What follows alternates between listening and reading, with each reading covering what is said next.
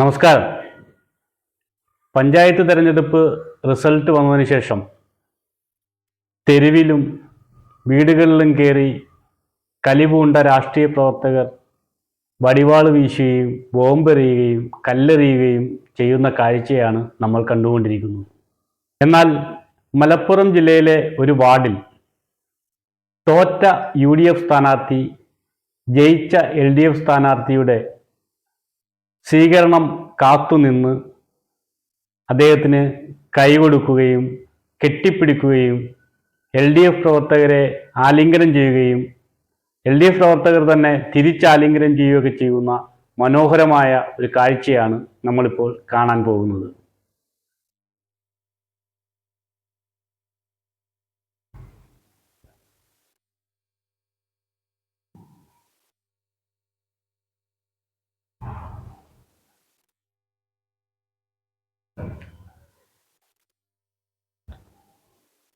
രാഷ്ട്രീയം എന്തായാലും മനസ്സ് നിറയ്ക്കുന്ന ഒരു കാഴ്ചയാണിത്. ജനാധിപത്യത്തിൻ്റെ സുന്ദരമായ ഒരു നിമിഷം എന്നൊക്കെ ഇതിനെ വിശേഷിപ്പിക്കുവാൻ കഴിയും.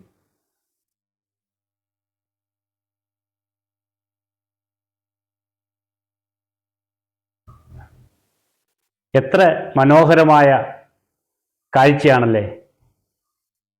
എന്നാൽ ഇങ്ങനെയാണോ ഇപ്പോൾ നമ്മുടെ നാട്ടിൽ ഭൂരിഭാഗവും നടക്കുന്നത്?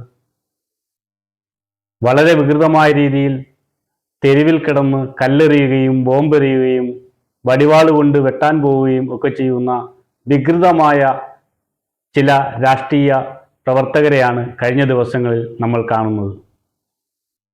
ഇങ്ങനെയുള്ള രാഷ്ട്രീയമാണോ നമുക്ക് ആവശ്യം? അതോ ഇപ്പോൾ നമ്മൾ കണ്ട രീതിയിലുള്ള രാഷ്ട്രീയ മനോഭാവമാണോ നമുക്ക് വേണ്ടതെന്ന് ഈ ഒരു വീഡിയോ കൂടി കണ്ടിട്ട് നിങ്ങൾ തന്നെ തീരുമാനിക്കണം. നാടിന് മാതൃകയാകേണ്ടുന്ന രാഷ്ട്രീയ പ്രവർത്തകർ, നാടിന് നേതൃത്വമാകേണ്ടുന്ന രാഷ്ട്രീയ പ്രവർത്തകർ എന്തിനാണ് ഇങ്ങനെ തെരുവിൽ കിടന്ന് തല്ലാൻ പോകുന്നത്?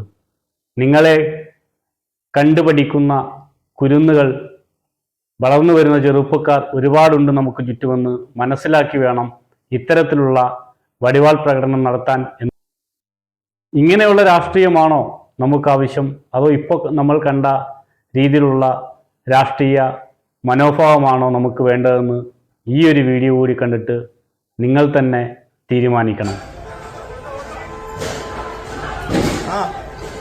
നാടിന് മാതൃകയാകേണ്ടുന്ന രാഷ്ട്രീയ പ്രവർത്തകർ, നാടിന് നേതൃത്വമാകേണ്ടുന്ന രാഷ്ട്രീയ പ്രവർത്തകർ എന്തിനാണ് ഇങ്ങനെ തെരുവിൽ കിടന്ന് തല്ലാൻ പോകുന്നത്? നാടിന് മാതൃകയാകേണ്ടുന്ന, നാടിന് നേതൃത്വമാകേണ്ടുന്ന രാഷ്ട്രീയ പ്രവർത്തകർ തെരുവിൽ വടിവാളുമായി ബോംബെറിഞ്ഞും കല്ലെറിഞ്ഞും ഇങ്ങനെ കടിപിടി കൂടുന്നത് കണ്ടു വളരുന്ന ഒരു പുതിയ തലമുറ നമ്മുടെ നാട്ടിലുണ്ട് എന്ന് നിങ്ങൾ ഓർക്കണം.